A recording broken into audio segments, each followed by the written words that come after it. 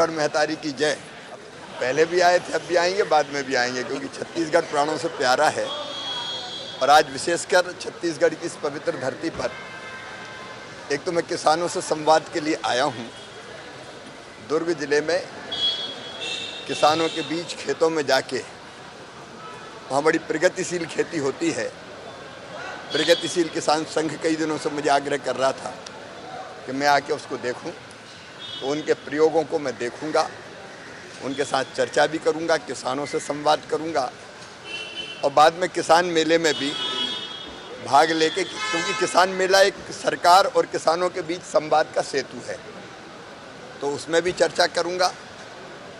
Young leaders dialogue के अंतर्गत यहाँ के कुछ नौजवान दिल्ली गए थे, तो उनको भी मैंने निमंत्रित किया है, क्योंकि युवाओं के मन में कई तरह के आइडियाज़ होते हैं, उनसे भी चर्चा करूंगा। और बाद में लौटकर मैं छत्तीसगढ़ के सेक्रेटरीट में, मंत्रालय में माननीय मुख्यमंत्री जी, उप मुख्यमंत्री जी, कृषि मंत्री जी, उनके साथ ग्रामीण विकास मंत्री जी, उप मुख्यमंत्री जी हैं, उनके साथ कृषि और ग्रामीण विकास की योजनाओं की हम लोग समीक्षा करेंगे और भारत सरकार की योजनाओं को और कैसे बेहतर ढंग से हम छत्तीसगढ़ में लागू कर छत्तीसगढ़ की प्रगति और विकास में योगदान दे सकते हैं, उस पर बात करेंगे। छत्तीसगढ़ की कृषि का एक रोड मैप राज्य सरकार और भारत सरकार दोनों मिलकर बनाएंगे।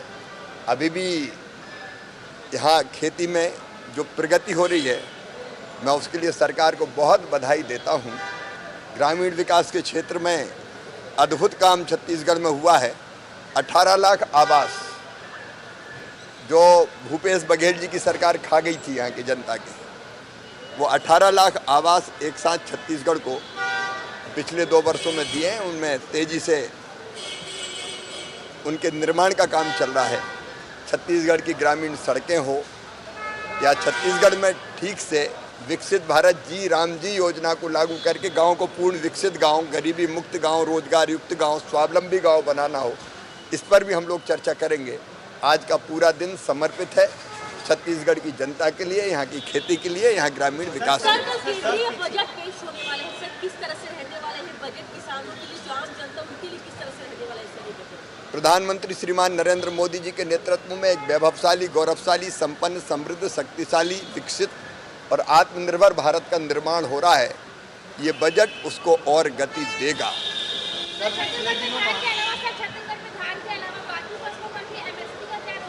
आज मैं विस्तार से बात करूंगा आपसे, राज्य सरकार से चर्चा के साथ मंत्रालय में, तब हम चर्चा करेंगे। धन्यवाद जी।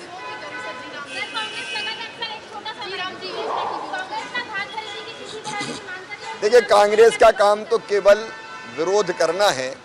अब विकसित भारत जी राम जी, ये गरीब और मजदूरों के लिए वरदान है, किसानों के लिए भी वरदान है। 100 दिन से बढ़ा के 125 दिन हमने रोजगार कर दिया, लेकिन कांग्रेस के लोग विरोध कर रहे हैं। हाँ, इतना जरूर कर दिया कि अब मनरेगा की तरह यहाँ की मिट्टी खोद के वहाँ डाल दी, जैसा भूपेश बघेल सरकार में होता था। एक ही सड़क बार बार बना दी, ओवर एस्टिमेट बना के पैसा निकाल दिया। ये नहीं होगा। एक एक पाई, एक एक पैसा गांव के विकास में लगेगा, तो विकसित भारत का जो प्रधानमंत्री जी का संकल्प है, उसके लिए विकसित गांव जी राम जी योजना के अंतर्गत बनेंगे और गांव का प्लान बनाएगी ग्राम पंचायत। तो पैसे का हम ढंग से उपयोग करेंगे कि कौन कौन सी चीज़ें बनाना है। कांग्रेस का काम सरकार के हर अच्छे काम का विरोध करना है और आपस में लड़ना है। पहले काका बाबा लड़ते थे, अब अध्यक्ष और पूर्व मुख्यमंत्री लड़ रहे हैं। कार्यकर्ता पिस रहा है बेचारा, उस पर क्या मैं टिप्पणी करूं।